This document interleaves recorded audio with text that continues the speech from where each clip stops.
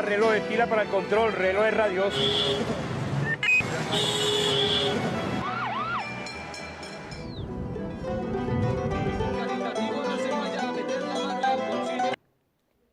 Muy bienvenidos a este tercer día de la Cátedra UNESCO en Comunicación.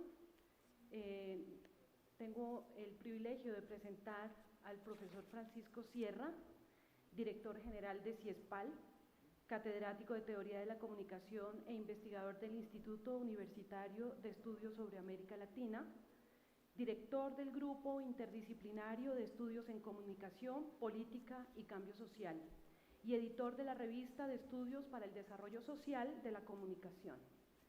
Experto en políticas de comunicación, nuevas tecnologías y participación ciudadana en la Unión Europea. Ha dictado clases y conferencias como profesor invitado en universidades de toda América Latina y en los más prestigiosos centros de investigación y universidades de España, Portugal, Francia e Italia.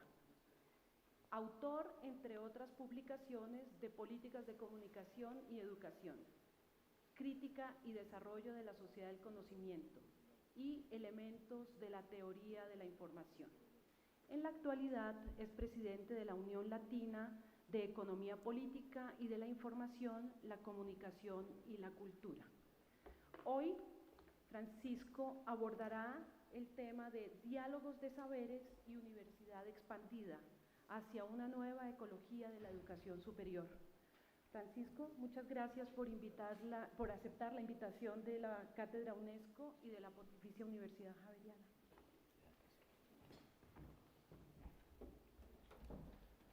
Gracias, Pilar. Sí, el otro día casi me mato. Muy buenos días. Vamos a cerrar de algún modo en este recorrido que hemos hecho sobre humanidades digitales, tecnología, en esa relación entre comunicación, educación y conocimiento, con la parte que más nos afecta directamente a estudiantes, a universitarios, a académicos, que es repensar esta lógica del concepto universidad expandida desde una visión de la ecología de saberes, por tanto desde una crítica epistemológica de lo que se supone deben hacer, por ejemplo, las facultades de comunicación en este escenario. Forma parte de una línea de investigación que inauguré hace más de 15 años. Digo inauguré en el sentido de que era una línea no explorada en la investigación entre políticas de comunicación y políticas de educación, muy mediatizadas por el debate sociedad de la información, sociedad del conocimiento. Y siempre me gusta ilustrar un poco esta contradicción en la que vivimos del capitalismo cognitivo con un ejemplo para ilustrar los cambios que está viviendo la educación superior. En la era del llamado trabajo inmaterial, de la economía de la comunicación y la cultura, resulta que la universidad está viviendo una suerte de reconversión industrial. En la era del toyotismo resulta que los profesores, las universidades, la educación superior está viviendo una revolución industrial fordista, taylorista, es decir, una organización científica del trabajo educativo, una serialización y producción en serie de conocimientos, en buena medida por la introducción de las TICs, del multimedia, en la que se da un proceso, lógicamente, de descualificación de la fuerza de trabajo intelectual, por ejemplo, la transferencia del saber al soporte físico, a la infraestructura tecnológica, al hardware, al software, para el desarrollo de la educación a distancia, por poner un ejemplo, y de otras modalidades de transmisión de la información y del conocimiento. Y en ese sentido vamos a hablar de una crisis de la institución, entendida crisis como un proceso de transformación de los modelos de organización, de las concepciones al uso con el modelo dominante, que es un modelo de la educación moderna, muy positivista, muy de la racionalidad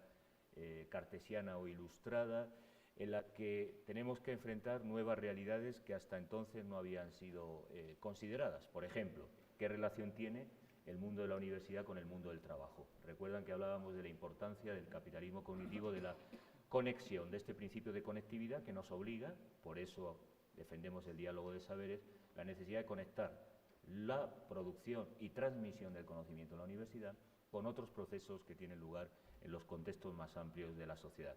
Tradicionalmente la crisis viene dada por varias racionalidades. Una de ellas, la obsolescencia de los saberes. La velocidad de los cambios introduce que la circulación, el modelo de circulación y producción de saber circula más rápido fuera de la universidad que la propia universidad, pero otra de las críticas que se formula a la universidad es que está desconectada, es decir, no está bien articulada con los procesos productivos, con los procesos más amplios de la sociedad, en esta idea de modernidad líquida, fluida, dinámica, flexible, abierta, que es un poco el modelo de sociedad-red o, si quieren, de universidad-red. Es decir, si no estamos conectados con los procesos más amplios, evidentemente la crisis de la mediación universitaria, de la mediación social que la universidad había protagonizado en la educación moderna, en la sociedad industrial, en la modernidad clásica, es cuestionada en varios sentidos. Desde una perspectiva neoliberal, las universidades corporativas señalan que la transmisión de competencias y capacidades es mucho más vinculada cuando esa universidad, como las corporativas, está insertada, forma parte del proceso de producción, y ahí hay un elemento de disputa que no es nuevo, y aquí no voy a tener tiempo de explicarlo, pero este debate no es porque Internet nos obliga ahora a repensar la conectividad de la universidad. Este debate se da ya en los 80 en documentos de la OCDE que critican y plantean un modelo neoliberal de que quien certifica competencia debe ser el capital.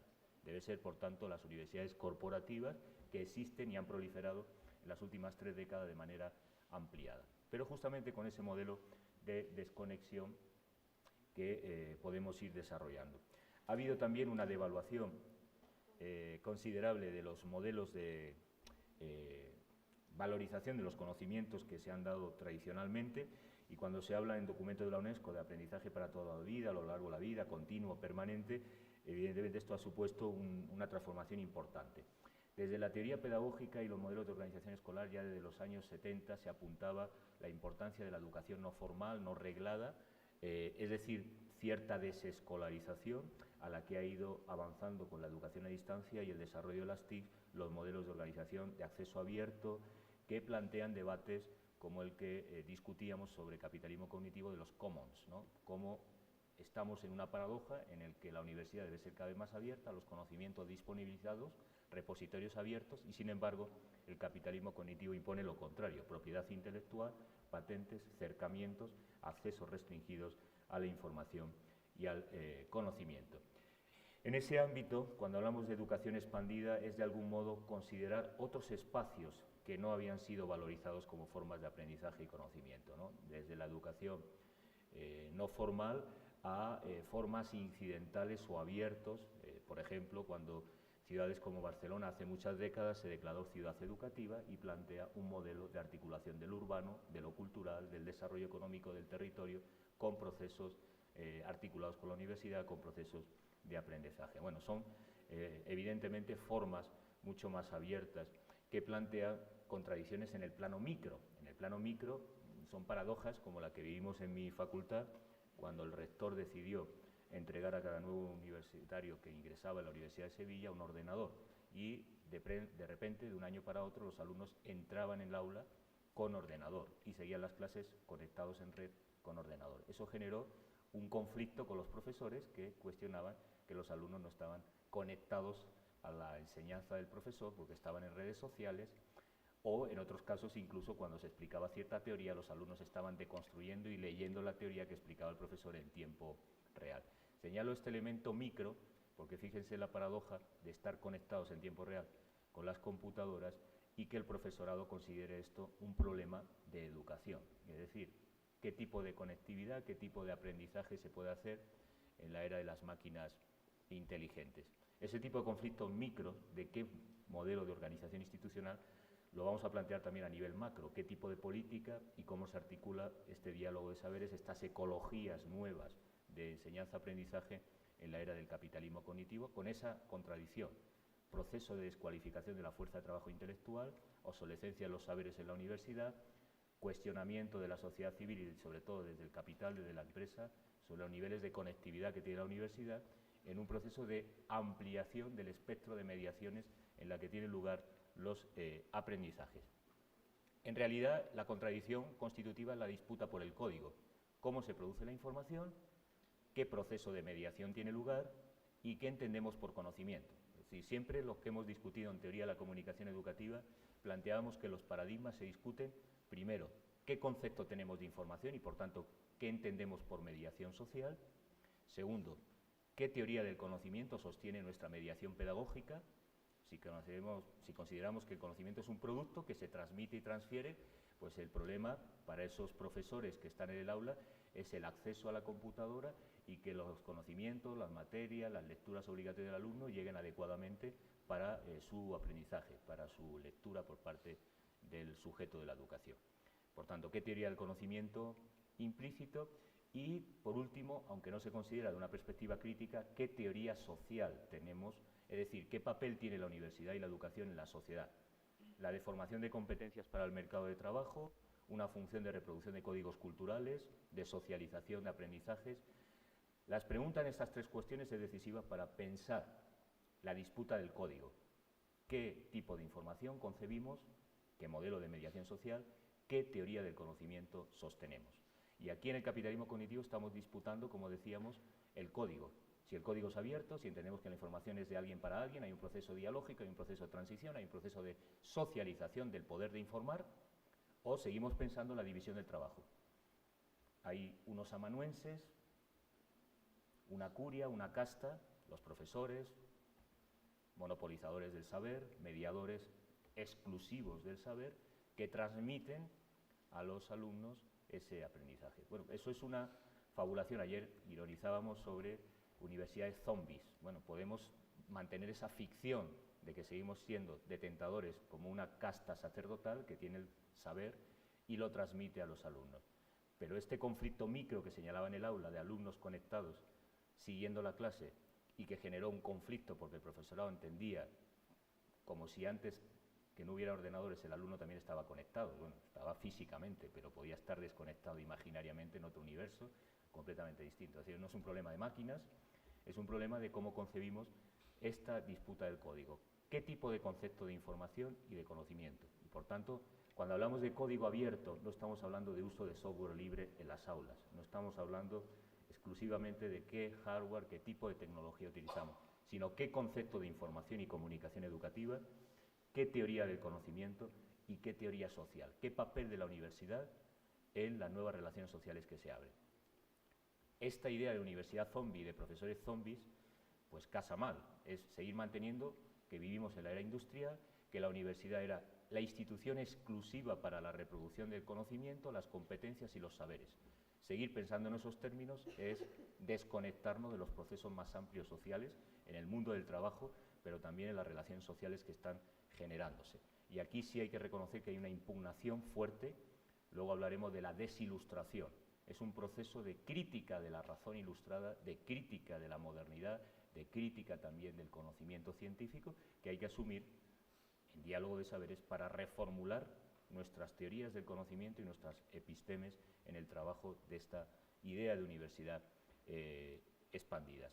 Sabemos que hay nuevas prácticas en torno a las tecnologías digitales que desarrollan innovación, conocimiento, nuevas oportunidades, nuevos repertorios y contenidos que, si hablamos de sociedad del conocimiento, hay que asumir críticamente como una de las condiciones a este respecto. Y pensar en nuevas formas y procesos de mediación, empezando por las lógicas colaborativas. Iniciábamos con una de las características, la transversalidad, es horizontalidad, comunicación participativa, establecer formas comunadas y comunales de aprendizaje en común. Fíjense la paradoja que nosotros estudiamos en comunicación educativa. Se habla de modernidad, de adaptación a la nueva realidad tecnológica y repetimos fórmulas de Skinner, del neoconductismo en el uso de las tecnologías educativas desarrolladas. Es decir, si no repensamos la tecnología en modelos organizativos, por tanto, en lógicas horizontales, colaborativas, en red, lógicamente da igual el soporte tecnológico. El e-learning y otras fórmulas de mediación pedagógica siguen reeditando viejas teorías conductistas, verticales, lineales de desarrollo. Impulsar redes de aprendizaje, articular nuevos espacios considerados no de saber, espacios, hablábamos de los Fab Labs, como la fábrica, la empresa, los hospitales, los espacios no formales de educación y, evidentemente, también replantear los modos de difusión del conocimiento, de circulación del saber.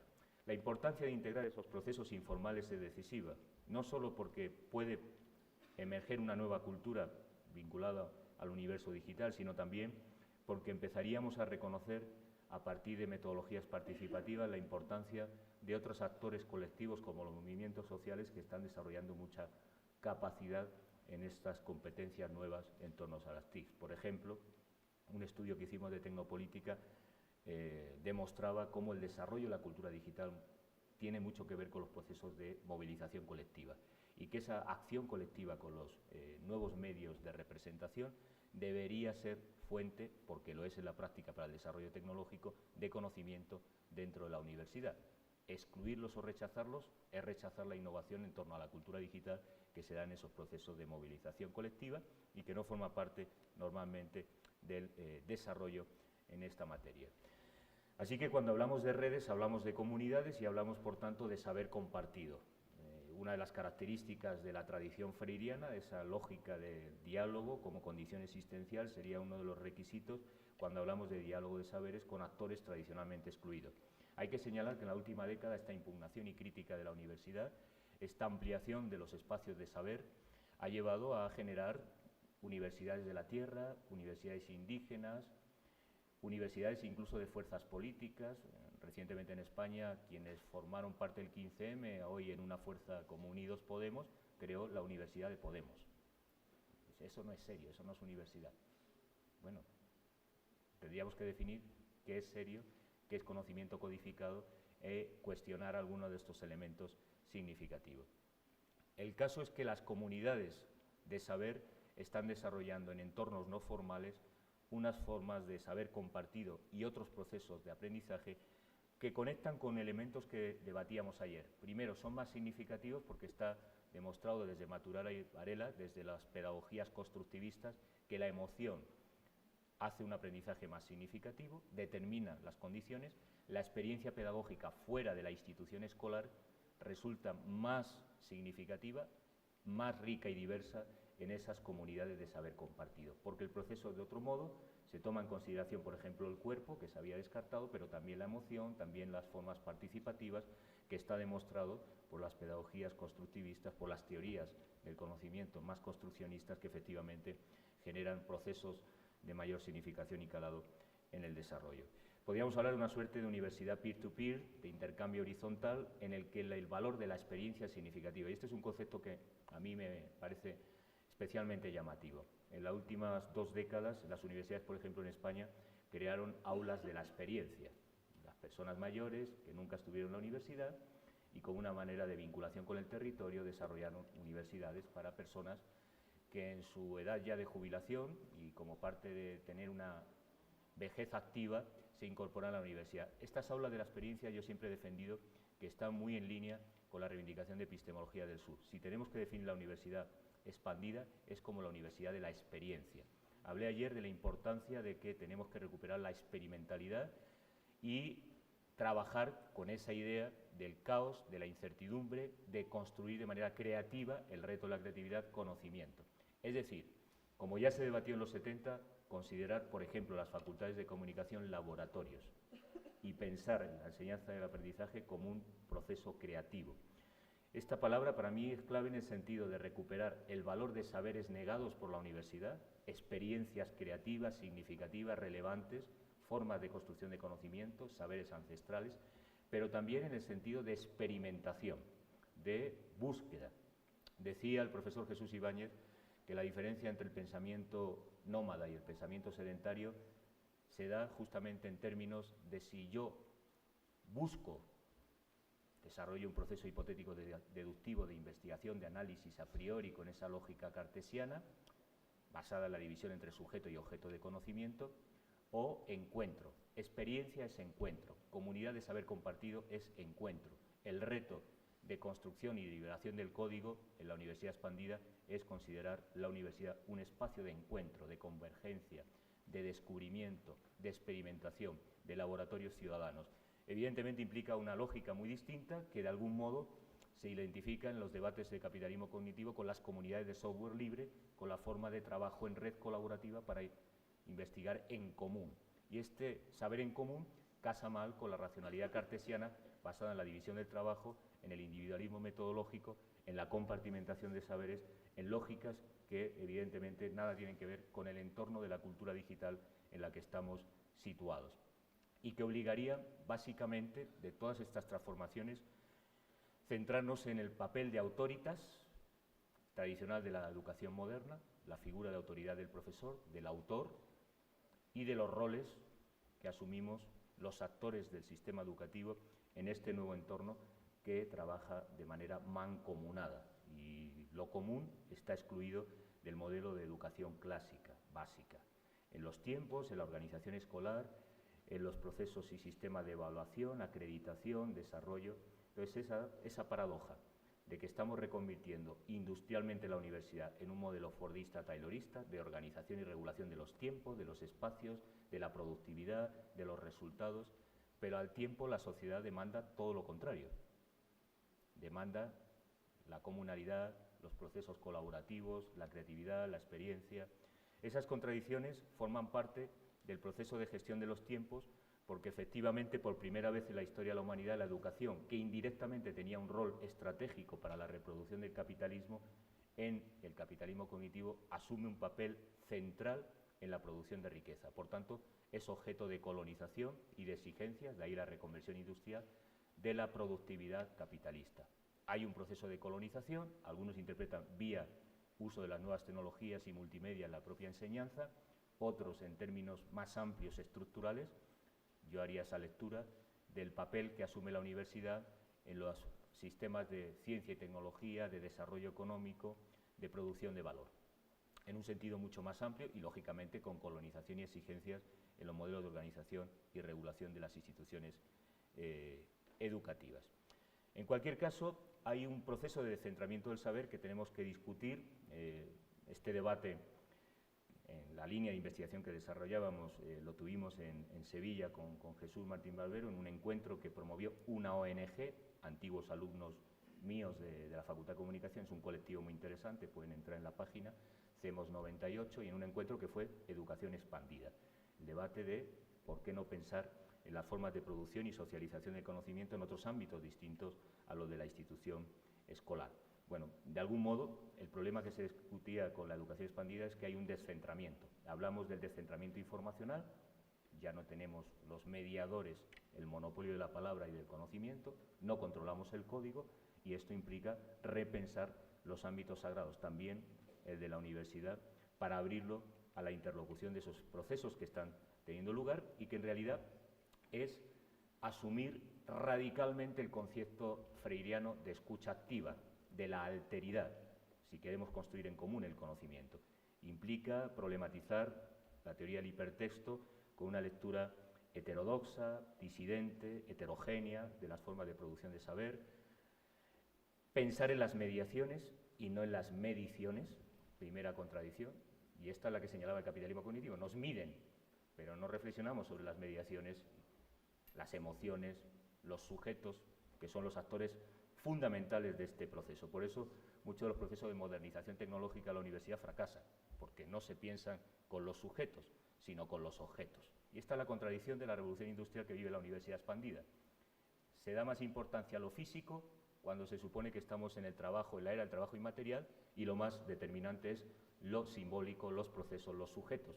Y sin embargo, la inversión para modernizar es tecnología, equipamiento, la dimensión física. Por tanto, o pensamos en las mediaciones o pensamos en las mediciones, o pensamos en lógicas colaborativas, o la educación, francamente, se convierte, hablábamos de zombies, pero se convierte en una pura ficción, en una fantasía que no obedece al proceso real o a la función real que puede ejercer en la sociedad, que no es ya monopólica o central en la ostentación de los procesos de producción de conocimiento y de socialización. Y en la línea que señala Piscitelli, intentar pensar en los roles emergentes, en las formas polivalentes. Una de las características de los modelos postfordistas es que piden un sujeto polivalente, que tenga amplias competencias, por tanto, una educación más holística e integrada, que sepa desarrollar no competencias específicas, segmentadas o fragmentadas de acuerdo a los perfiles curriculares que marcan los organismos evaluadores o acreditadores de las instituciones de educación superior. Es una contradicción. Nos piden perfiles y competencias muy fijas y va en contra de esa idea de polivalencia que exigen al nuevo trabajador postfordista con una visión, digamos, holística e integral de su formación como futuro trabajador, en el que se insiste mucho en el discurso de la sociedad del conocimiento, en la capacidad anticipatoria, la capacidad reflexiva, la creatividad, la innovación, y luego resulta que los currículums se evalúan por una serie de competencias finitas y concretas. Por ejemplo, saber editar, utilizar convenientemente las TICs, etcétera, etcétera. Bueno, son procesos de esta educación alterativa, de comunidad abierta, expandida, que tenemos que repensar.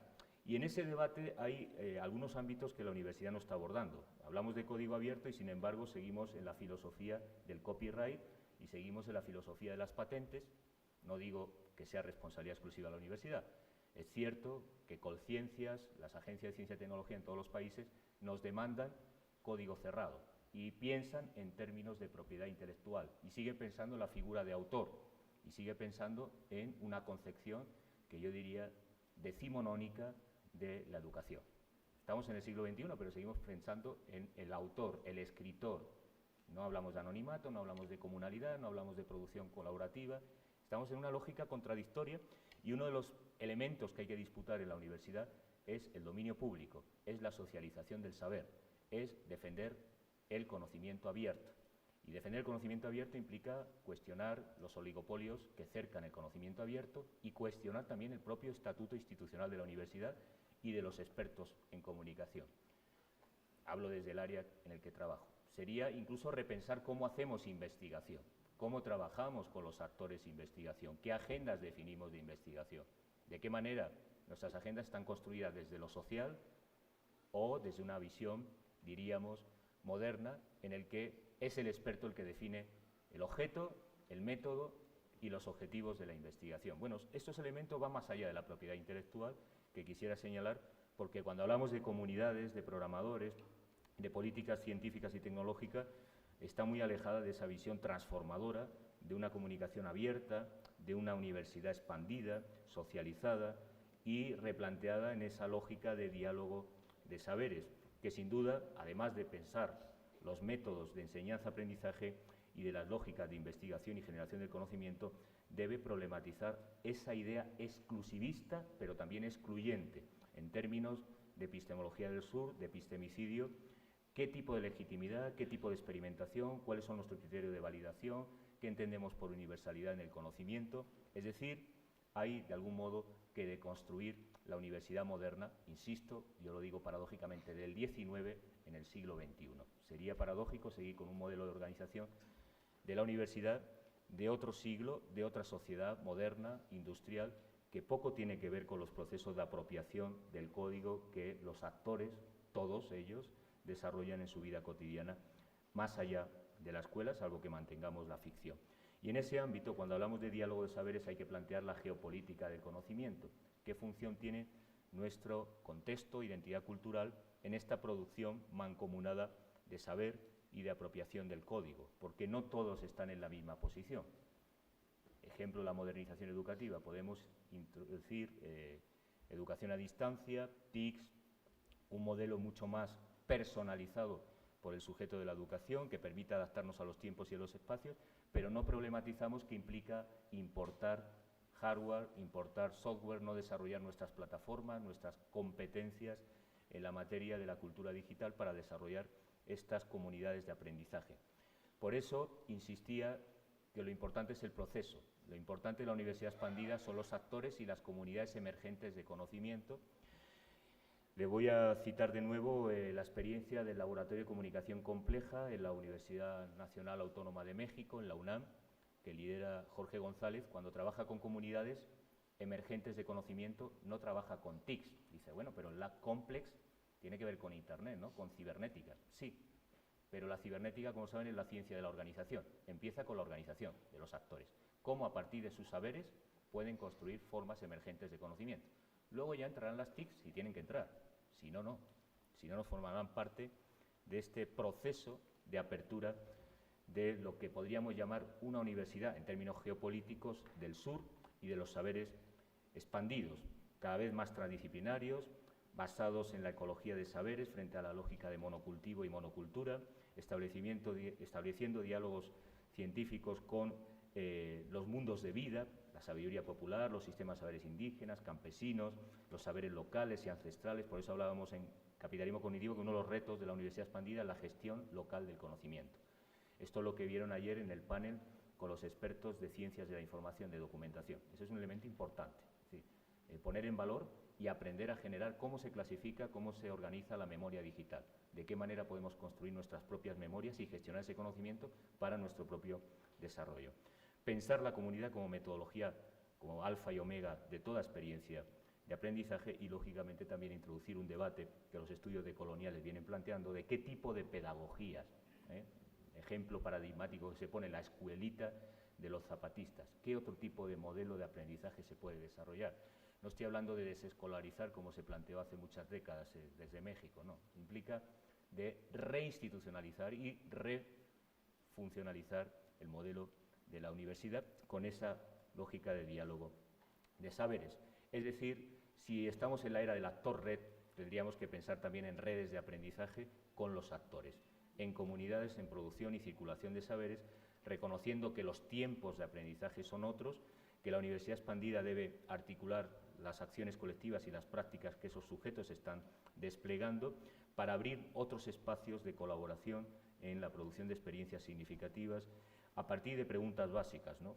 ¿Qué quiero aprender? ¿Qué puedo aportar? ¿A quién conozco? Bueno, pues hay experiencias muy interesantes en este modelo de crisis que está viviendo, por ejemplo, el capitalismo, de generación de bancos de tiempo, de articulación de escuelas de educación popular, de articulación también de las universidades de la tierra, si estamos hablando de movimiento indígena, que están desarrollando sus propios currículums, sus propias experiencias, otras formas en torno a la minga de articulación comunal de saberes, que tradicionalmente la escuela moderna había descartado como no significativas, como no competentes en términos de certificación de competencias, por tanto, de lo que es válido o no es válido en la vida.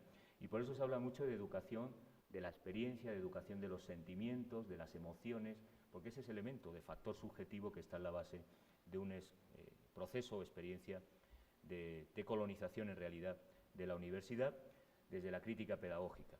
Yo digo que la reconversión industrial que estamos viviendo en la universidad expandida, hay dos peligros que estamos viviendo en esa reconversión. Permitan que lo haga desde una perspectiva de reconversión industrial radical, que es la que está viviendo la Universidad Europea con Bolonia. Yo digo que Bolonia, la universidad está en manos, no se sientan ofendidos los que entre el auditorio formen parte de esos perfiles, la universidad en Europa está en manos de informáticos y de pedagogos. Yo tengo doctorado en educación, pero creo que ese es un peligro, ¿no? Sí, en la didáctica y en la informática, en los técnicos, es decir, en mentalidades ciertamente tecnocráticas. Y el reto, entiendo yo, de la apertura de la universidad, de reinstitucionalizar en un nuevo modelo de organización del conocimiento, es justamente descolonizar, hacer una crítica de la propia pedagogía, establecer una ruptura con las jerarquías dominantes, históricas, heredadas desde la modernidad clásica, plantear nuevas metodologías de investigación, buscar formas alternativas y contrahegemónicas, articular la transdisciplinariedad frente a esa separación que discutíamos ayer y que plantean movimientos como las humanidades digitales, recuperando ya tradiciones que tenemos desde Orlando Fassborda, si hablamos de América Latina, como la IAP, siguiendo con el tema del aprendizaje invisible, con las ecologías de vida que se están articulando, con las experiencias de las nuevas metodologías colaborativas en red a través de Internet que se están también desarrollando, para evitar replicar, eso sí, con nuevos soportes tecnológicos, la tradición individualista metodológica. En fin, tenemos una amplia posibilidades de redes, de plataformas, de comunidades que se están introduciendo. Señalo esto también porque la universidad es el ámbito de creciente privatización. Por ejemplo, una compañía de origen canadiense como WCT ha colonizado más del 40% del sistema de educación a distancia en Europa. Y estos son plataformas privativas que expropian el conocimiento que aportan profesores, alumnos, estudiantes, instituciones colaboradoras de la universidad, con un cobro. Es decir, esto es la generación de la escasez. En la era de la abundancia del conocimiento y de la supuesta accesibilidad a ese conocimiento, resulta que generamos formas y plataformas que cercan el mismo, limitan el acceso y generan una escasez artificial para beneficiar, lógicamente, a sectores estratégicos. Podríamos señalar que las políticas de ciencia y tecnología van en esa deriva que habría que discutir, que es antagónica o contraria a la lógica de comunidades abiertas de aprendizaje. Por tanto, uno de los principales problemas que tenemos aquí es el de la desintermediación y qué nuevas remediaciones podemos plantear en la universidad, tomando en consideración la valorización de saberes históricamente negados en este ámbito.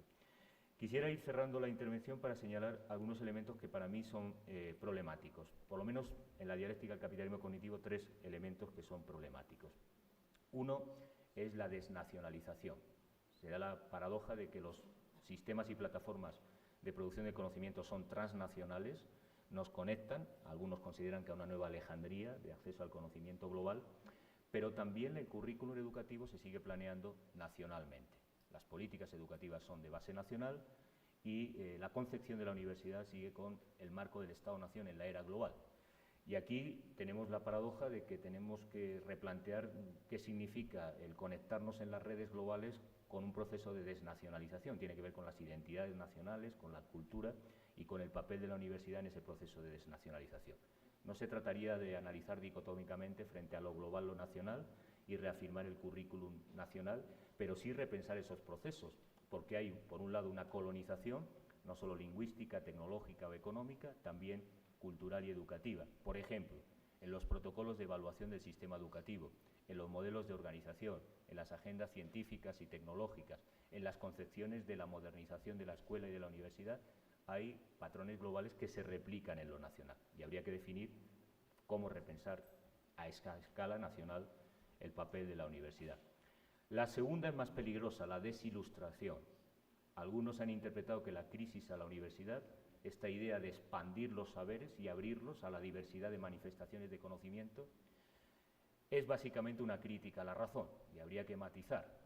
Es más bien una crítica a la razón moderna, occidental, eurocéntrica, a una decolonización de esa concepción cartesiana, heredada, ilustrada, que piensa en términos de hombre blanco occidental, clase media alta, pudiente, es decir, a la democracia censitaria, al modelo prevaleciente de producción y jerarquía de los conocimientos validados.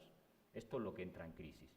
Y cuando hablamos de diálogo de saberes implica buscar otras racionalidades y desde la diversidad reconocer otras racionalidades, incluso elementos considerados no significativos porque no son racionales, porque son emocionales, subjetivos y por tanto no valorizados. Y que sin embargo son experiencias de saber que pueden transformar la economía, la vida, el desarrollo. En realidad, cuando estamos hablando de capitalismo cognitivo, estamos hablando de qué papel la universidad con la vida y cómo se articula con el mundo de la vida la universidad expandida. Pero ojo con caer en una suerte de discurso anti-ilustrado, irracional o contra la racionalidad. Si estamos atacando cierta crítica de una racionalidad prevaleciente, que es un elemento a discutir. La tercera dimensión es problemática porque apenas estamos pensando con el hipermedia, con el hipertexto, con las tecnologías móviles, que es la deslocalización, ¿no? Esto es muy difícil para aquellos que tienen su primera experiencia de educación a distancia, entran en crisis porque no ven al profesor, no ven el aula, no ven lo físico, todo es virtual, todo es desintermediado y entonces traduce una lógica de crisis. Pero pensemos, como se señalaba en este debate que tuvimos en Sevilla con Jesús, con CEMOS 98, pensemos en la universidad móvil, en la universidad portátil. Hemos hablado mucho en el periodismo narrativo en América Latina del periodismo portátil, ¿no? Pues piensen en la universidad portátil, y no me refiero al ordenador, es decir, dinámico, móvil, es decir, desubicado, fuera de los límites espaciales y temporales. Esto es un repensar el proceso complejo, porque primero, no hay cultura sin cronotopos, por otro lado, el perder el tiempo y el espacio afecta a la identidad y la universidad tiene que reproducir unos códigos culturales, una cultura, una identidad. Tercero, hay un tiempo de vida. En términos de economía del tiempo, hay algunos que consideran que el tiempo virtual es un tiempo ilimitado. No es verdad. Los profesores que hemos hecho mucha educación a distancia sabemos que no estamos como un apéndice, como una máquina, dispuesto a que el correo de una persona que está en China con otro calendario electoral, con otro horario, con otro calendario, te escriba en tiempo real y espere una respuesta inmediata. Es decir, ahí hay un problema de deslocalización de vida, de cómo organizamos los tiempos y espacios de la experiencia de aprendizaje con la deslocalización. Y aquí, de nuevo, recuperar los saberes populares de la minga, de los procesos de desarrollo a este respecto. Ojo con la deslocalización, porque el turbocapitalismo lo que quiere es una aceleración rápida de la experiencia de aprendizaje. Es decir, la adquisición de las competencias, una valorización mercantil. La lógica, en esencia, de la modernidad y del capital es la circulación. A mayor circulación y acelerada, mayor proceso de valorización. Pero el proceso de valorización acelerada es que convierte en obsoletos a los sujetos y el valor de uso, la vida, está amenazada por esta aceleración. Entonces, habría que discutir mucho si no necesitamos volver a universidades lentas, muy lentas. Cuanto más lentas, mejor, porque los aprendizajes significativos y las emociones son como el melodrama, necesitan una temporalidad mucho más adecuada a la vida y a la naturaleza. Y este es un elemento a discutir porque efectivamente se está deslocalizando la universidad, desubicando, virtualizando, pero también acelerando la experiencia de aprendizaje. Esto traducido en la reconversión industrial significa que en Europa se plantea ahora, primero se pasó de 5 años, modelo continental francés-alemán, a 4 años y ahora se está planteando 3 años, que la gente circule, acumule créditos. Esta es una paradoja de la reconversión industrial de la universidad. Cuanto más créditos se acumulan, títulos y diplomas por parte de los estudiantes, más desacreditada está la propia universidad y los propios títulos y créditos acumulados. Paradoja y contradicción del capitalismo cognitivo, es decir, un modelo de racionalidad industrial que tiene que ver mucho con esta aceleración de la experiencia de aprendizaje en el capitalismo cognitivo. Y lo dejo con lo que serían las rupturas epistémicas. Permitan que la síntesis sea muy acelerada porque había preparado una exposición de 1 hora. Al no empezar puntuales y dar tiempo al debate no voy a tener ocasión, pero dejo con la organización la diapositiva, la presentación completa y el texto que entregue en el que desarrolle con más detalle estas ideas. Las rupturas epistemológicas para la nueva mediación pedagógica, para la universidad expandida, pasa por la transformación de la universidad y el concepto de universalismo a una concepción de la universidad como pluriversidad, por tanto, con actores, saberes, lógicas de aprendizaje. Se habla mucho en teoría pedagógica de estilos de enseñanza y aprendizaje, pero en la práctica es solo un estilo, y solo un concepto y solo un saber. Son monoculturales, monológicos, y hay que cambiar esta lógica. La segunda, repensar el papel de la educación como reserva y reproducción de conocimientos, de saberes, a una labor más de producción innovadora, la idea de laboratorios. Me alegra saber que las nuevas autoridades de la Facultad de Comunicación aquí en la Javeriana están pensando, me comentaba mi colega Eduardo Gutiérrez, en laboratorios de comunicación expandida. Bueno, esta es la idea, es decir, conectar, experimentar, crear, repensar. No reproducir, porque si vamos a reproducir, el ejemplo que les ilustraba con los profesores, que estando yo de decano vinieron a protestar, es que los alumnos están con el ordenador, están en las redes sociales. Y alguno me llegó a decir, es que estoy explicando la teoría y ellos están viendo ya en Wikipedia lo que estoy explicando. Digo, ¿y qué esperas? ¿Que vaya a casa y pase los apuntes a mano para ver exactamente lo que has tratado de explicar de esa teoría? Tendríamos que ir a otro modelo, no de reproducción, sino de generación, de innovación, de experimentación. Y evidentemente también pensar en el dominio público. La característica de la escuela moderna, que creo que es innegable, tenemos que recuperar, es que la escuela, la universidad, era un factor de movilidad social, de equidad, de justicia y de igualdad. Y eso pasa por la defensa de lo público. Si no hay defensa de lo público, por ejemplo, los bienes comunes de información y conocimiento, si apostamos por la reforma industrial neoliberal que introduce el capitalismo cognitivo, la privatización, cercamiento del código, de la información y del conocimiento, ese es el modelo que está entrando en crisis. La racionalidad moderna occidental, mercantil, que ahora por primera vez considera el conocimiento también una mercancía poderosa para generar plusvalías, pero es un modelo que no responde a lo que sería la necesidad de construir una institucionalidad de los procomunes, por tanto, de código abierto, una universidad expandida, socializada, conectada, dinámica, que sea pertinente y significativa para la construcción de saber en la era de la conectividad global.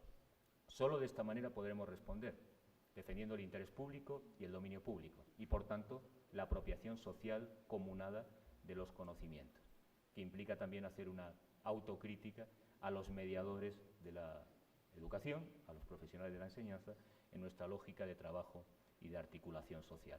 Es una crítica o una lectura muy particular que evidentemente me hubiera gustado desarrollar con más detenimiento, pero creo que es más interesante abrir el debate y tener un tiempo para dialogar y construir, porque si no estaría haciendo una enmienda a la totalidad a la exposición y razonamiento que he hecho desde el principio de construir en común. Muchas gracias.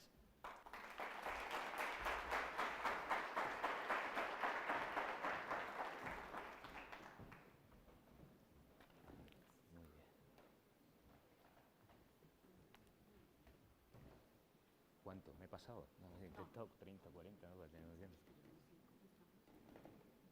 9:15, no, 45, sí, hasta las 10. Muy bien. Creo que aquí.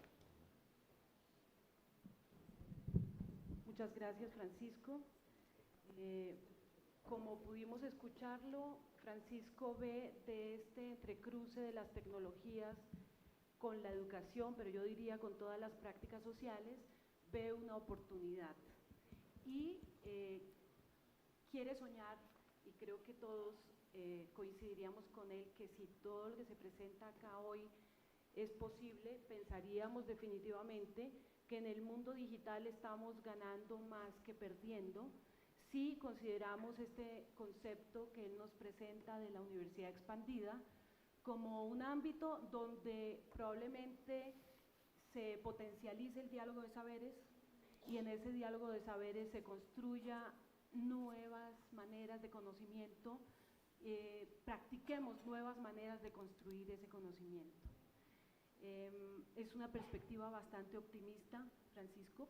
Debo decir que me cuesta un poco entenderla del todo y asumirla como una expectativa para este lugar del mundo en donde económicamente la situación no da para que la universidad se proyecte tan optimistamente o la soñemos de igual manera como tú nos la presentas.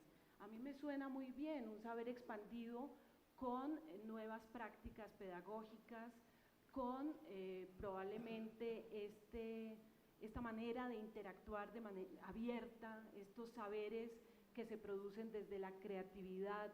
Estoy tratando de recordar toda tu presentación, pero sí vamos a tener probablemente procesos más creativos, procesos en donde interactuaremos con máquinas, sí, pero este conocimiento está mediado, como tú dices, por la emocionalidad, y esta emocionalidad nos permitirá producir desde eso que somos, ya no desde una perspectiva impuesta con el Estado-nación, como defines la universidad actual, sino probablemente desde prácticas locales, desde aprendizajes y construcción en perspectiva regional. Por ejemplo, cuando hablas de la universidad indígena como opciones que probablemente antes no hubiéramos tenido con la estructura de la universidad formal, tal cual como la conocemos hasta hoy. Surgen dudas y yo quisiera dejar ahí la síntesis de lo que Francisco presentaba hoy, y si hay preguntas ya daríamos entrada al público, o si no, sí, perfecto. Muy bien, gracias. Si me ayudas con el micrófono. Muchas gracias.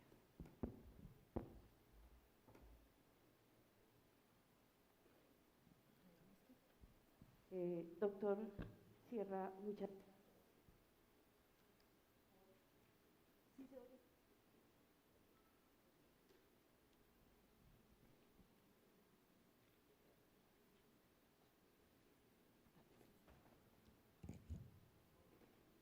¿Aló? ¿Este se escucha?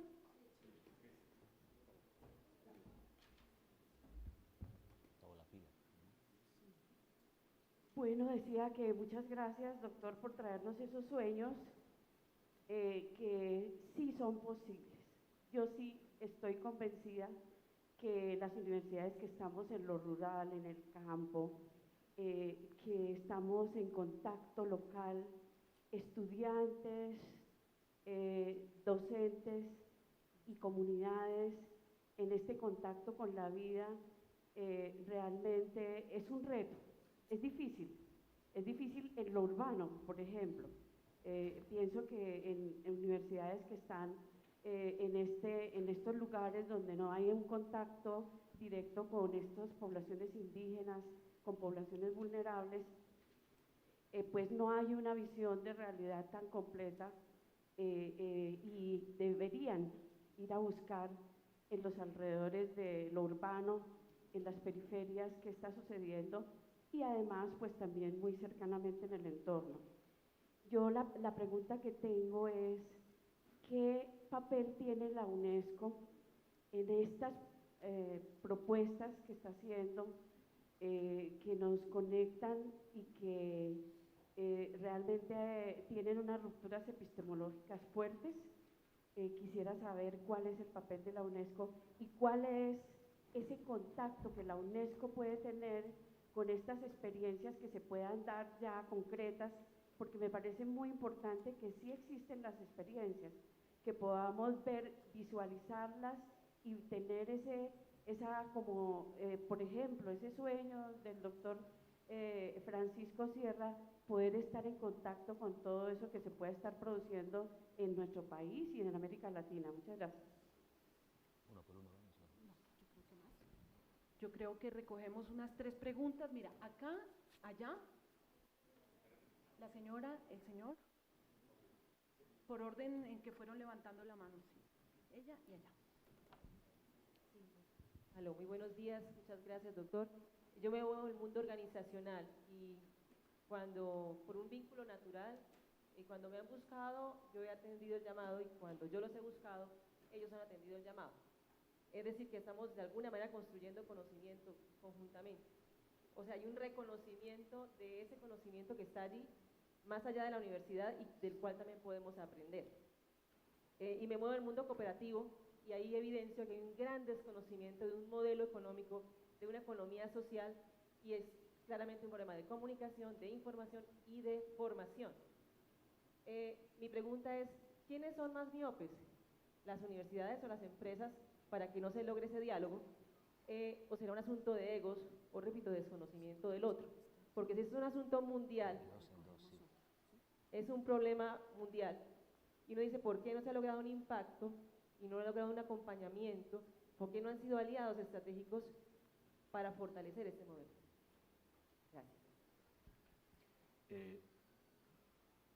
Sí, iba a contestar de 2 en 2, ¿no? Sí, perfecto. Okay. Bueno, UNESCO, creo que están grabando, ¿no? Sería mejor no registrar, ¿no? No, está bien. No sé. Luego me llaman de París y, oiga, ¿usted cómo quiere ser centro UNESCO si piensa de esa manera, ¿no? Bueno, estoy entre el académico y el cargo que represento hoy día. La política de UNESCO en temas de socialización de conocimientos es muy avanzada y adecuada, defendiendo los repositorios abiertos, los derechos comunes, pero hay que recordar que el sistema de Naciones Unidas está en un proceso de mercantilización, de apropiación del capital, y en esa lógica, si tú defiendes repositorios abiertos, pero a su vez Naciones Unidas obedece a las lógicas y lineamientos del capital, difícilmente pueden cumplir su misión. Es decir, podemos hablar de repositorios abiertos, pero resulta que después no se problematiza el papel monopólico de las TICs, el control global de las telecomunicaciones por las grandes empresas. Está vedado recuperar viejas agendas o planteamientos muy a la vanguardia que se discutieron en América Latina, como el NOMI, que es un nuevo orden mundial de la información y de la comunicación. Si no hay una transformación estructural de los bienes del código, pues esa propuesta de repositorios abiertos que hace la UNESCO, que es muy progresista y que están defendiendo los bienes comunes, queda desdibujada, porque la estructura de mando de la red donde se dan esos repositorios abiertos es muy privatizada, tan privatizada que incluso las deliberaciones en la UIT han cooptado todos los debates que tienen que ver con información, con conocimiento, con elementos sustantivos de ciencia y tecnología que debieran ser de la agenda UNESCO. Y cuando algunos hemos planteado que para hablar de repositorios abiertos deberíamos introducir en la UNESCO la democratización de la red de telecomunicaciones, nos han dicho que esos temas son de la UIT. ¿Que a dónde vamos? Pues aquí hay una contradicción constitutiva.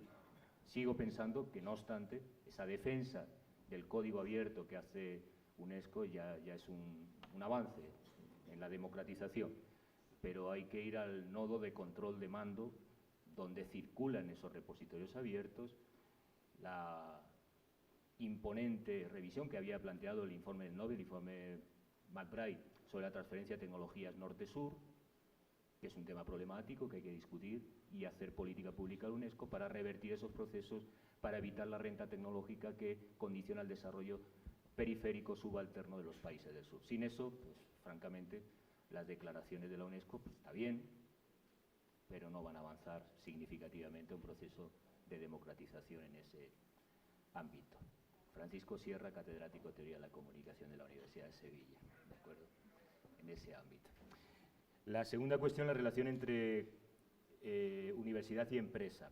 Primero, vaya por delante que creo que el futuro en la defensa de los bienes comunes pasa por las formas de autogestión, por el movimiento cooperativo, por la economía social. Yo incluso lo he planteado como un debate en CIESPAL, economía social de la comunicación, que es un tema poco trabajado en los medios comunitarios, cómo construir un sector económico sostenible, sustentable, que además genere empleo y que desarrolle un sector industrial, cultural, desde ese modelo del cooperativismo.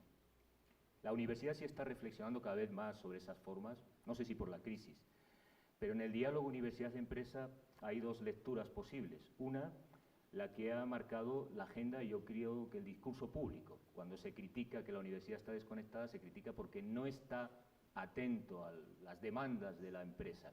Y aquí hay una paradoja: cuanto más atenta está la universidad a las demandas de la empresa, paradójicamente, menos útil es. Por poner un ejemplo, a mí me exigieron, es que usted no forma para el mercado de trabajo adecuado, pero ¿qué mercado de trabajo? Si el mercado de trabajo en las industrias culturales están destruyendo empleo. Con lo digital lo han traducido como precarización de los profesionales de la información. Cuando les planteo desde la universidad, yo hice un reto como decano, convoqué a todas las empresas del sector en Andalucía, les dije, vamos a hacer programas de I+D, innovación en soportes, contenidos, plataformas y nuevas propuestas de modelos de negocio. Ninguna empresa, ninguna, estoy hablando de la industria cultural, pero en general las empresas de nuestro entorno, de diferentes sectores, específicamente comunicación, no invierten en I+D+I. No innovan, no investigan, no desarrollan nuevos modelos de negocio. Entonces esa es una lectura neoliberal y el discurso que es hegemónico, que la universidad no está adaptada a los nuevos tiempos y no responde a las necesidades del mercado laboral o de la cualificación de competencias que exige la empresa. Y por otro lado es verdad, y ahí haríamos una autocrítica, que esa concepción de la ciencia y de la universidad aplicada, productiva, no está en la lógica académica que hemos heredado de la universidad, que es clásica y por tanto desvinculada del mundo del trabajo. En una perspectiva praxeológica o crítica, creo que la universidad debe ser aplicada y debe pensar en el mundo del trabajo, en una perspectiva transformadora. ¿Qué significa pensar en el mundo del trabajo? No responder a lo que demanda el mercado, sino construir las condiciones de riqueza y de producción, anticipar, transformar la estructura del trabajo, transformar la estructura de producción, introducir nuevos modelos, para eso se puede hacer investigación y desarrollo. Y creo que si las universidades siguen pensando, y esta es una contradicción, el ideario de la universidad es la sociedad de masas, y el ideario de la educación moderna es la industria fordista y taylorista. Por tanto, no pensamos en la pequeña y mediana empresa, en los negocios familiares, en el cooperativismo. Y esto sucede incluso en los estudiantes. Cuando yo empecé a hacer convenios con pequeños medios comunitarios, los estudiantes no querían ir a los medios comunitarios a hacer prácticas, querían ir a los grandes medios, a los medios masivos. Y el currículum incluso está construido para los medios masivos, no para lo que podríamos denominar pequeñas y medianas empresas, el cooperativismo que en la crisis es emergente. Yo diría que el problema no es, en una perspectiva dialéctica y crítica, no es de la universidad, no es de la empresa, ambas partes están desconectadas porque el modelo de la modernidad clásica separaba mundo del saber y del conocimiento, mundo de la educación y mundo del trabajo. Y ahora cuando tienen que dialogar, ni la empresa sabe cómo trabajar con esta lógica, y cuando lo hace la universidad sigue en el modelo de gran empresa, de lo masivo, cuando justamente estamos en la era de los micromedios y de las economías a escala local y de proximidad, lo cual implicaría tener una visión mucho más compleja y rica. En diálogo con empresarios nunca entienden lo de la investigación, salvo para ver cuánto capturo de dinero de los fondos públicos para beneficio o para contratación de mano de obra, que no haga labor de investigación, sino más bien justamente lo contrario. Entonces creo que tenemos que reformular las relaciones de manera dialéctica con una visión global que implica qué papel tiene la universidad en la sociedad, no solo el mundo de la empresa, y con la empresa reformular también sus roles.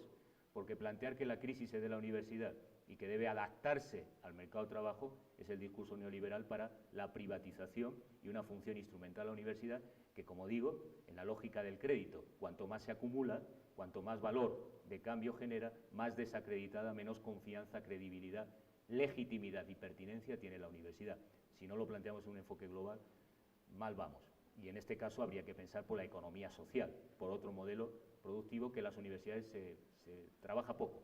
Por poner un ejemplo, los consejos sociales de la universidad no están las pequeñas y medianas empresas, están las grandes empresas para hablar del currículum y la política educativa. Las cooperativas y las pequeñas y microempresas o empresas familiares no están representadas en los consejos sociales de la universidad, por lo menos mayoritariamente en Europa. No tienen representación y, por tanto, dicen poco sobre qué modelo de universidad en esa relación universidad-empresa. Gracias. Continuamos.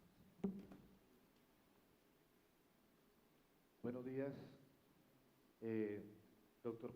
Realmente bastante información, una gran descarga de información porque ha tocado muchos puntos muy importantes. Mi nombre es César Vargas, decano Facultad de Comunicación, Publicidad y Diseño de la Fundación Universitaria Luis Amigó. Dos inquietudes. La primera es que las universidades como empresas, como organizaciones, hay dos asuntos que debieran ir de la mano. Por una parte, la concepción administrativa, o sea, el modelo administrativo, y por otra parte, el modelo pedagógico. Pero lo que vemos en las universidades, lo que nos hemos venido cuestionando, es que el modelo administrativo va por una parte, es vertical, y el modelo pedagógico se quiere que sea de carácter horizontal. Hay una gran contradicción ahí, y de pronto, ¿qué pensarse? Porque sentí que ese es un punto muy fuerte que ha tocado. Y lo otro, que estamos haciendo una investigación y nos encontramos sobre perspectiva de la comunicación, y nos encontramos con que los planes de estudio en de las facultades de comunicación en Latinoamérica, estamos, creo que casi todos, trabajando sobre teorías de la comunicación amarradas al siglo XX, y estamos en el siglo XXI a gran velocidad, donde todas o la mayoría de las disciplinas de las áreas del conocimiento están trabajando la prospectiva hacia dónde van en los próximos 10, 20 o 50 años, y en comunicación pensamos que todavía estamos aferrados a los modelos antiguos. Entonces, ¿qué criterio y de pronto qué visión tiene usted frente a esos dos aspectos? Gracias.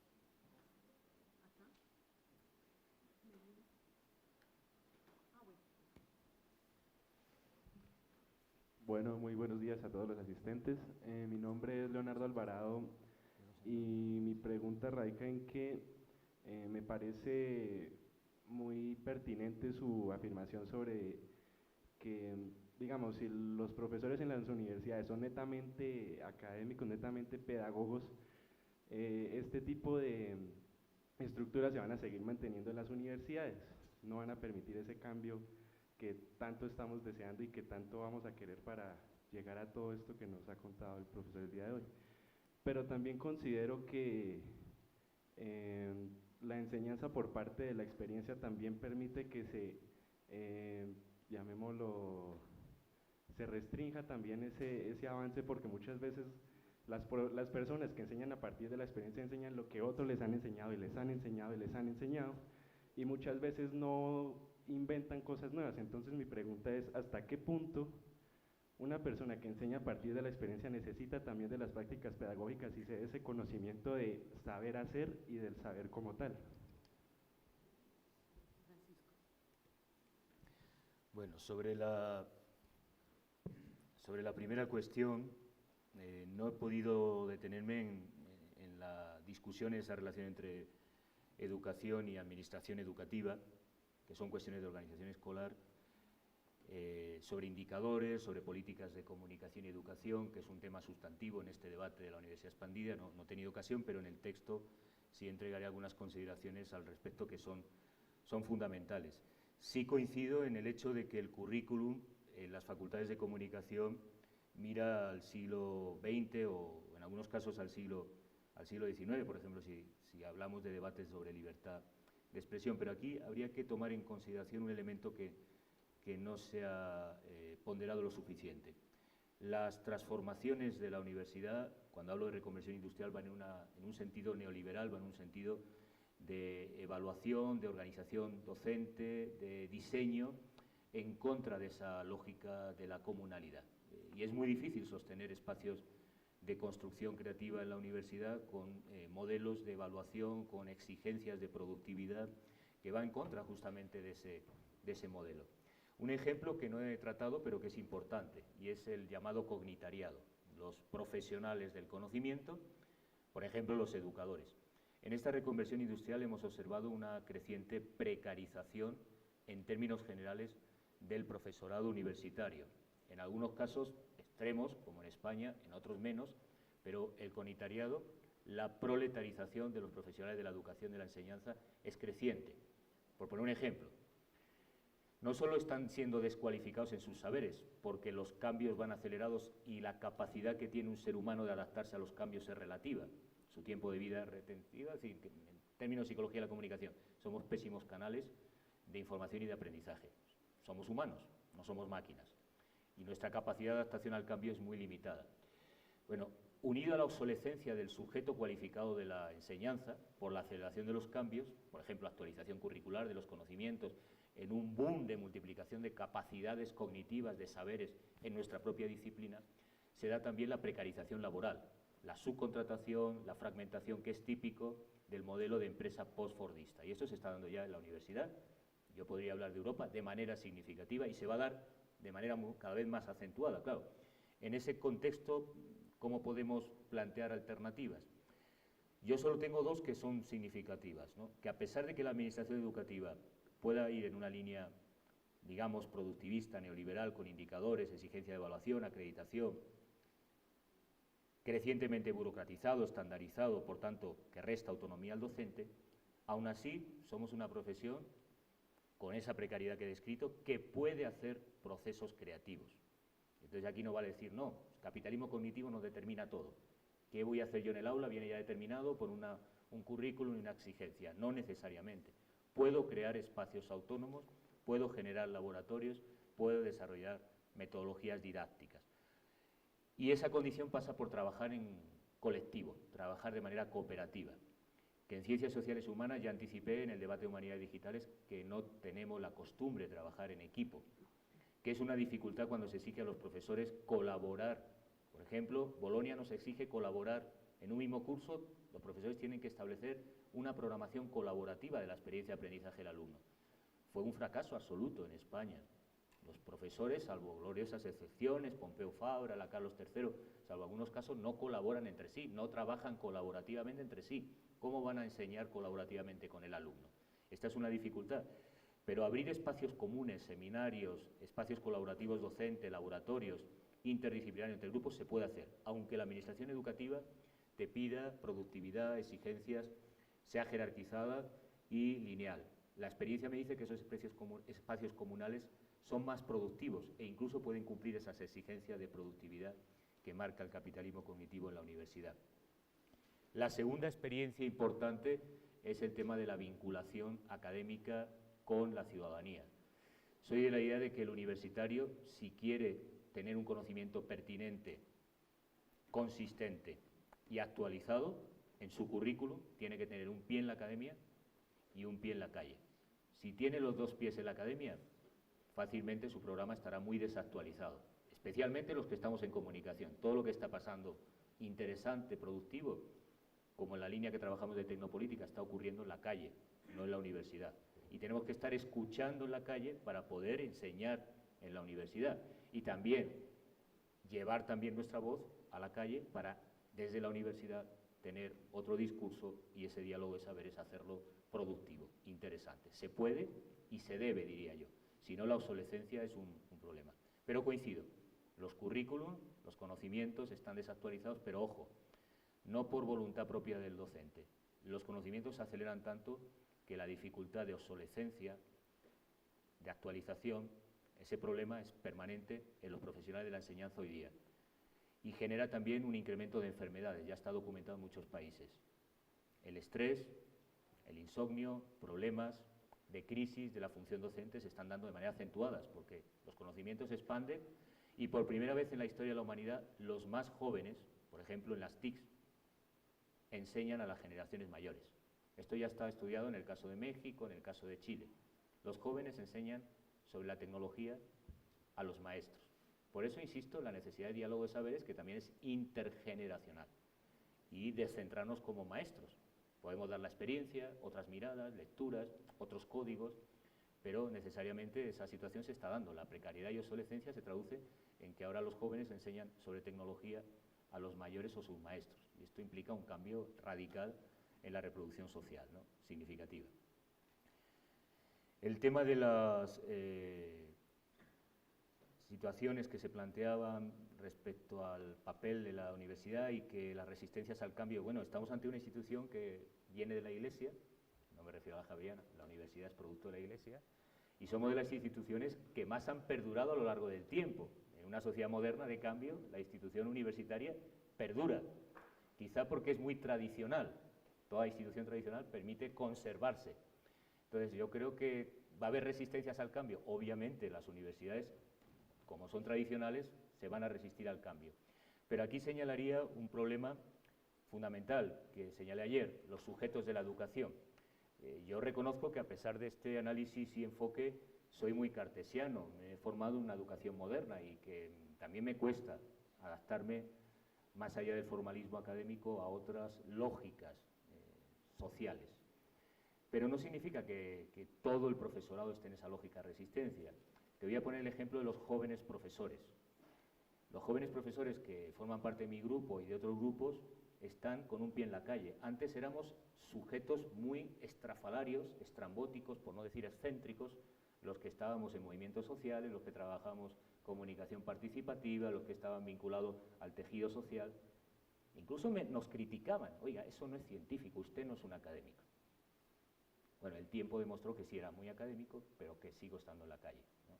Entonces, esa concepción que antes era absolutamente marginal y excéntrica, en las nuevas generaciones de investigadores, por lo menos lo que conozco de mi entorno, cada vez hay más que tienen un pie en la academia y un pie en la calle, que están desarrollando procesos creativos, que innovan y que no se limitan, como el modelo escolar clásico, dar las clases, publicar el artículo, hacer investigación, y lo demás, bueno, sigue su curso, pero yo estoy en la academia. No sé si eso, con el tiempo, en 2 generaciones, cambiará por completo la universidad. Quiero confiar que sí, porque si no la universidad no tendrá razón de ser. Como dije ayer, la ficción de estar haciendo una educación no colaborativa mirando al pasado se puede mantener, pero dura lo que dura la ficción.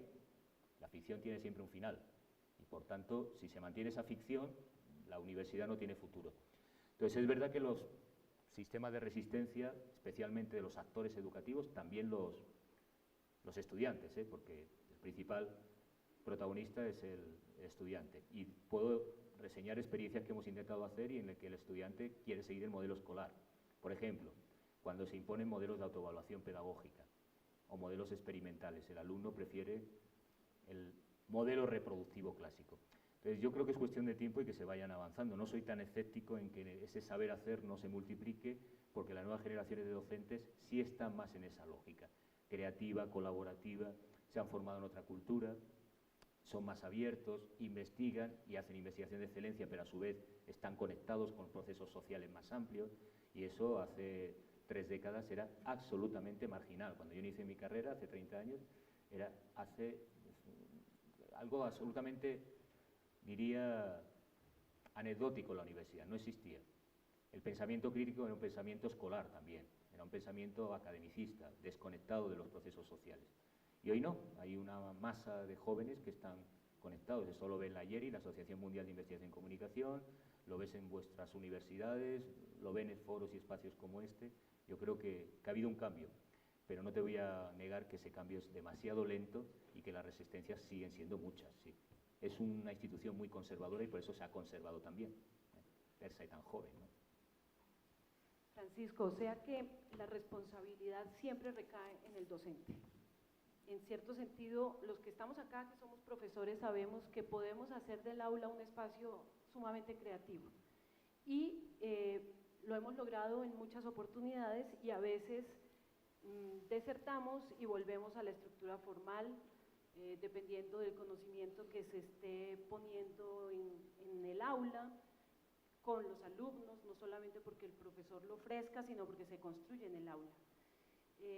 Sin embargo, en el relato de algunos colegas que trabajan en universidad abierta, por ejemplo, que ya experimentan todo este formato de lo digital, en sus relatos siempre está rol de este nuevo profesor del mundo digital, que se ubica ya no como un profesor, ni siquiera se le llama profesor, sino tutor, y en las tutorías y facilitador.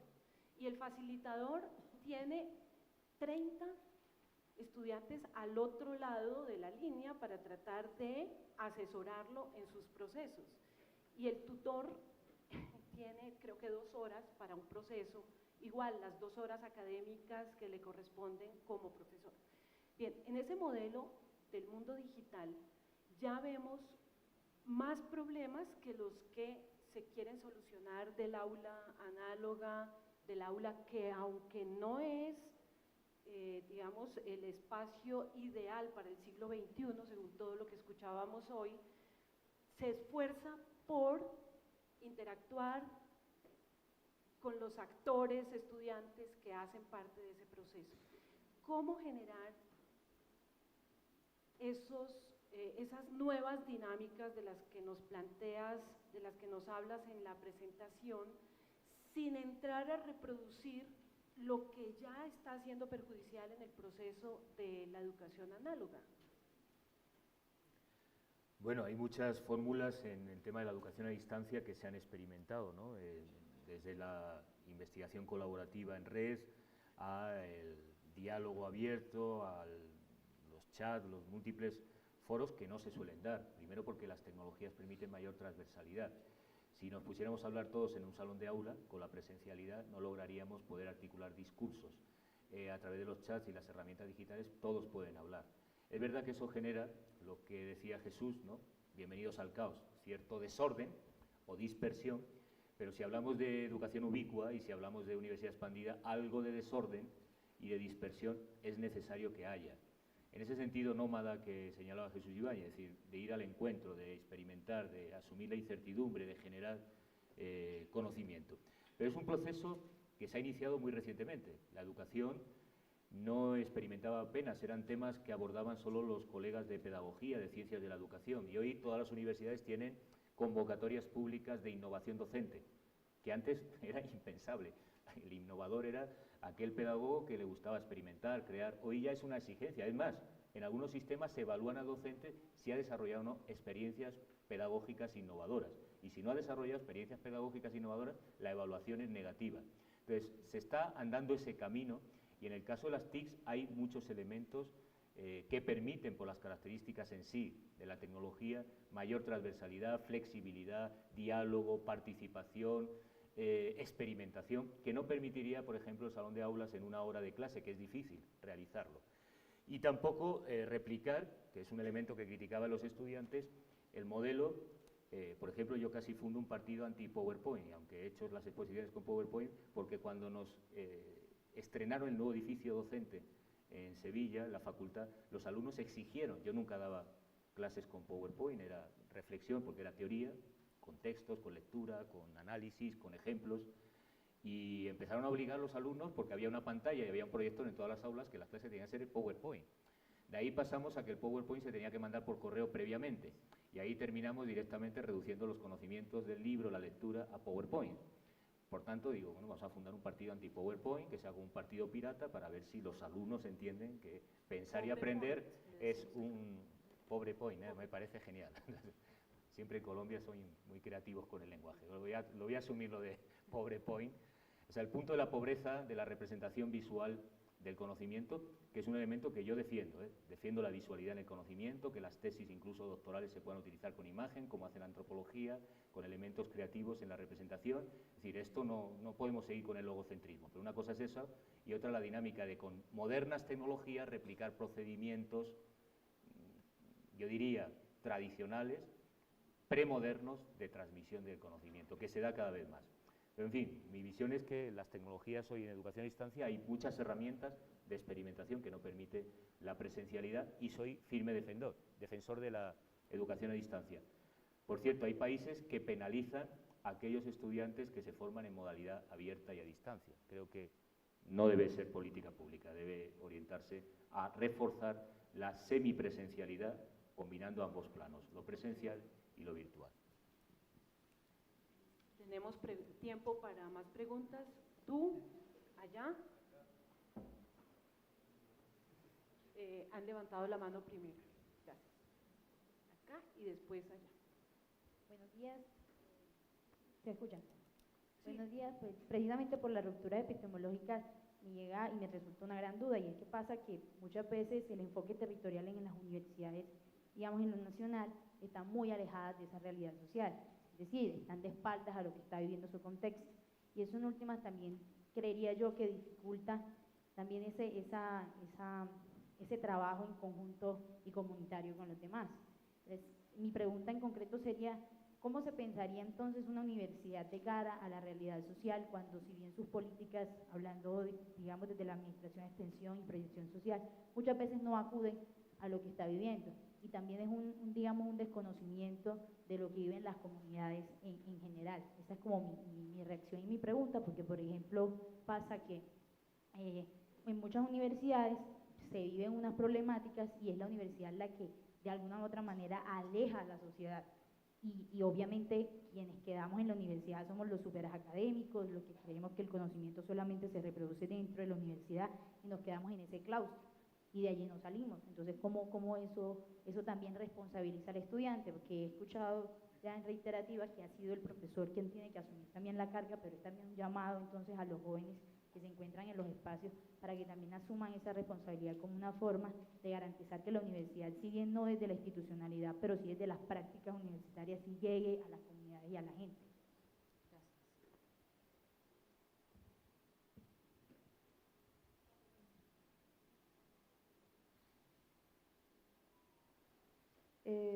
Hay una pregunta, Angélica Gallardo, Universidad de Pamplona.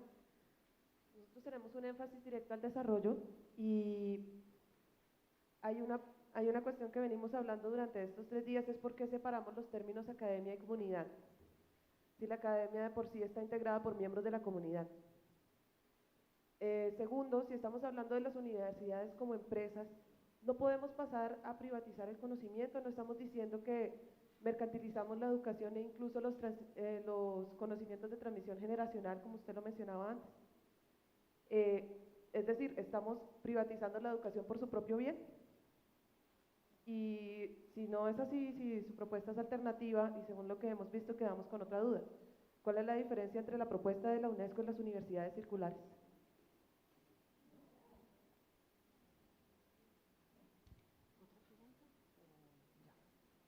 Ya hacemos una ronda final, ¿no? Si no, no va a dar tiempo. Por acá había otra pregunta y acá. Lamentablemente es la última pregunta. Por favor. Buenos días.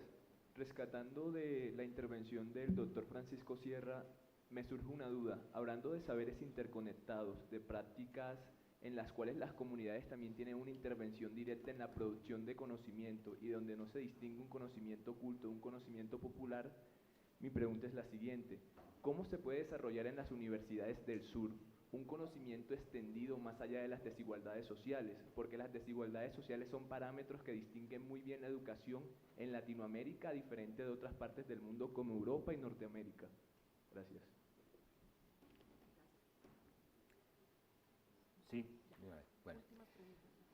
Primera cuestión sobre la universidad y el contexto. Bueno, yo estoy de acuerdo que la universidad no está articulada suficientemente a los contextos locales, pero hay condiciones. En el caso de Colombia, los semilleros permiten articular enseñanza, docencia e investigación al territorio. No todos los países tienen esas condiciones de vinculación y extensión, algunas por ley lo han desarrollado, como en el caso de Ecuador, pero aquí hay que ampliar como política pública, porque hay elementos, y quisiera matizar mi intervención.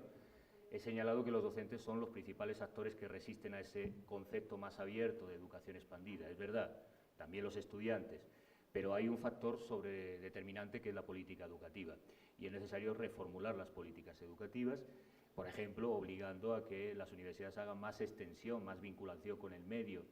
En nuestro caso, yo siempre he reivindicado que las agendas de investigación, y aquí enlazo con los planteamientos de la Universidad de Pamplona, de los colegas de Pamplona, que es un poco el tema de cómo mantener agendas de investigación en los estudios de desarrollo. Bueno, yo creo que la academia debe discutir más la pertinencia de sus agendas de investigación.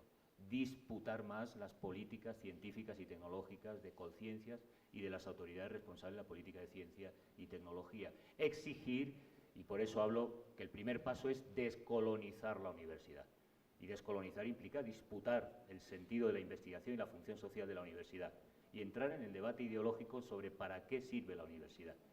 Y a partir de ahí plantear la reinvención de la universidad, por tanto, reformularlo. Yo vengo de la tradición de estudios de comunicación y desarrollo y, por tanto, esa línea debe ser significativa. Sin embargo, en los años 80 y 90 los estudios en comunicación y desarrollo desaparecieron prácticamente de la currícula de la mayoría de países de América Latina. Ahora estamos recuperándola.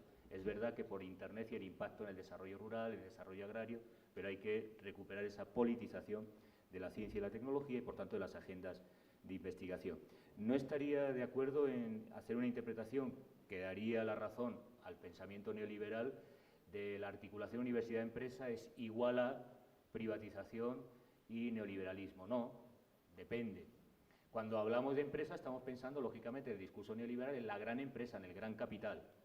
Pero si vamos al concepto de oikos, que tiene que ver con hogar, con refugio, con entorno, yo entiendo que una educación liberadora es una educación productiva. Y una educación productiva implica repensar el papel de la empresa y el papel de los conocimientos en la empresa. Y no significa ni asumir el discurso de la calidad total y los modelos de evaluación y organización empresarial, que es del gran capital, que es del fordismo, taylorismo, pero hay otros modelos de empresas innovadoras. Soy muy crítico con los discursos del emprendedorismo, he articulado críticas al discurso de la innovación en mi primera conferencia y sigo insistiendo, pero no se trata de plantear, porque ahí perderíamos el dominio público. Significa cómo en el ámbito productivo, del trabajo, de la transformación, de la generación de riqueza, ¿qué papel tiene la universidad? ¿En qué términos? ¿Qué tipo de relaciones? Politizar esas relaciones, pero no descartar que cualquier articulación de la universidad con la empresa, porque entonces estaríamos haciendo el juego de que estamos desconectados de la realidad. La realidad es muy compleja, incluye empresas. El problema es si estamos pensando en las grandes empresas y en el fordismo taylorismo estamos pensando en la empresa cooperativa, en el desarrollo, en la productividad, en cómo podemos desde el conocimiento generar nuevos productos, nuevos procesos, cambios en el trabajo, en la concepción de la vida. En ese concepto de economía de oikos, de la vida, del refugio, del hogar. Y en ese sentido yo creo que hay que hacer un diálogo desde la universidad. Si no queremos ser reproductivos y queremos ser transformadores y productivos. Y esto implica una visión de la economía de la empresa integral, compleja, rica, vinculada a la vida y a la protección, al desarrollo con esa mirada holística. Y la tercera cuestión que se me planteaba sobre la producción de conocimiento y la desigualdad, bueno, pues empezando justamente por este tema. Sabemos que todas las teorías económicas demuestran que la mayor inversión en educación y en el desarrollo del conocimiento es un factor de reducción de la pobreza, de la exclusión. Empecemos por investigar sobre la exclusión, sobre la pobreza en América Latina. Es decir, situar en la agenda la necesidad de equidad, de justicia social, hacer investigaciones con esa mirada, como ponía el ejemplo de la alimentación en México, integral, transdisciplinaria, para resolver problemas. Y la comunicología del sur, como la Universidad del Sur, en esta concepción expandida, implica justamente eso, salir para ver los problemas de la realidad y construir conocimiento con los actores, de manera colaborativa, para que las agendas de investigación y el currículum se construyan desde ese espacio. El enclaustramiento, cercar la universidad frente a esa realidad no es un modelo. El que nos propone la apertura por el capital, es decir, una visión, yo diría también obsoleta y desacreditada universidad, sino ir justamente a pensar, por eso hablo de ecología, qué relación tiene el sistema de conocimiento con el entorno, y construir desde el entorno, de la pobreza, la desigualdad, la exclusión, los conflictos sociales, los retos que tiene la ciudadanía, nuestras agendas curriculares, nuestros modelos de organización, la vida. Por eso, en el fondo, estamos pensando la relación del código, la lucha por el código, la lucha por la vida. ¿Qué relación tiene la universidad con la vida? En toda su complejidad. Y si en América del Sur, en Latinoamérica en general, se plantean problemas estratégicos, hay que reformular, y este es un reto de la apertura de la universidad, desde ahí. Desde el sur y desde abajo. Con los grupos subalternos, con una agenda crítica, con una forma o estilo de investigación también distinta. Porque este es un problema que no voy a poder abordar, pero bueno, la crítica a los docentes es que muchas veces replicamos, y esta es la pregunta sobre la UNESCO pues lo que plantea no es cambiar el modelo clásico de universidad, simplemente proteger el dominio público, no reformular, no revolucionar, no construir ecologías de saberes en un sentido amplio, cuando habla de sociedad del conocimiento, de sociedad de aprendizaje, es una adaptación del modelo clásico a las nuevas condiciones, pero no reformular desde lo que sería una epistemología del sur, una perspectiva crítica decolonial, el modelo moderno occidental eurocéntrico. En modo alguno se lo plantea. Es decir, sigue en un modelo lineal, no en las lógicas circulares de otros modos de aprendizaje, de otros modos de conocimiento.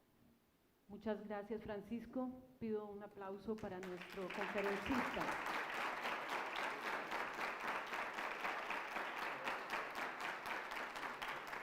Igualmente quiero agradecer al público de estos 3 días que viene desde Pamplona, desde Río Negro, Antioquia, Tunja, Ibagué, Neiva, Cúcuta, Cali, Armenia, y empezar a enumerar puede pasar que se me quede Cartagena, por ejemplo, Santa Marta, Bucaramanga y demás, y a los bogotanos, por supuesto.